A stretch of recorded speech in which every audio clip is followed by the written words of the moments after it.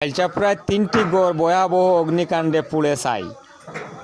২২ March শুক্রবার রাত অনুমানিক ২ ঘটিকার সময় শাইলচাপড়া গাগরাপাড় প্রথম খণ্ডের স্বপন দাস, বলরাম দাস, রাজু দাস, সন্তোষ দাস এদের ৩টি গড় ভয়াবহ অগ্নিকাণ্ডে ভূষীভূত হয়ে যায়। পাড়া প্রতিবেশীরা সবাই এসে আগুন নেভানোর চেষ্টা করলেও আগুন থেকে রক্ষা পায়নি ৩টি গড়। খবর দেওয়া হয় দমকল বাহিনীদেরকে। দমকল বাহিনীর কর্মীরা অবশেষে আগুন নিয়ন্ত্রণে আনেন, কিন্তু এর আগে সব কিছু জ্বলে ভূষীভূত হয়ে যায়। সংবাদ মাধ্যমের সামনে স্বপন দাস জানান, সরকারের দেওয়া প্রধানমন্ত্রী আবাস যোজনার গড় ও নিজের শ্রম দিয়ে তৈরি করা গড় আগুনে ভূষীভূত হয়ে যায়। ৩টি গড়ের ক্ষতিপূরণ অনুমানিক ২৫ লক্ষ টাকা হবে বলে জানিয়েছেন। মূল্যবান নথিপত্র সহ অন্যান্য জিনিসপত্রগুলো পুড়ে ছাই হয়ে যায়। এ বিষয়ে সরকারের মন্ত্রী ও বিধায়ক জেলাশাসকের দৃষ্টি আকর্ষণ করে সাহায্যের আর্জি জানিয়েছেন তিনি।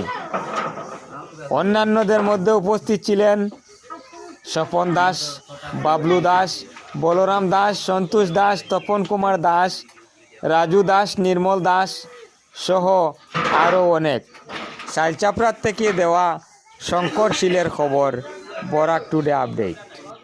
আমার নাম শ্রী স্বপন কুমার দাস। আমাদের বাড়ি গাগরাপাড় প্রথম খণ্ডে অবস্থিত, শাইলচাপড়া জিপিতে।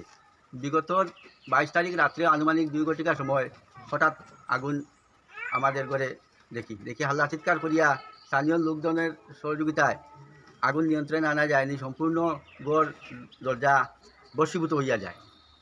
রাজু এবং বলরাম দাস এবং শান্তু দাসের 3টা ঘর সংলগ্ন বশীভূত হইয়া যায়। আসবাবপত্র কোনো কিছু বাহির করা যায় না, এমনকি দলিল, ডকুমেন্ট, সোনা, রূপা, নগদ টাকা, অন্য কোনো কিছু থেকে তারা আর এই জিনিসটা তারা আর বাহির করতে, মানে আগুন থেকে রক্ষা পায়নি।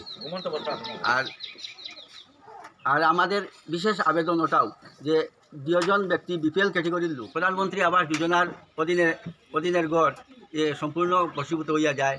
এবং আমাদের আশা যে স্থানীয় কর্তৃপক্ষ যারা ডিসি মহোদয় বা স্থানীয় মন্ত্রী এমএলএ মন্ত্রী, এদের কাছে আমাদের বিনম্র আবেদন যে এদের কাছ থেকে যদি আমরা কোনো ধরনের বৃহৎ সাহায্য পাই, যে অসহায় মানুষের সহায় হয়, এদের আবেদনের জন্য আমরা বিশেষ আশা রাখি। এই বলে আমার বক্তব্য শেষ করলাম।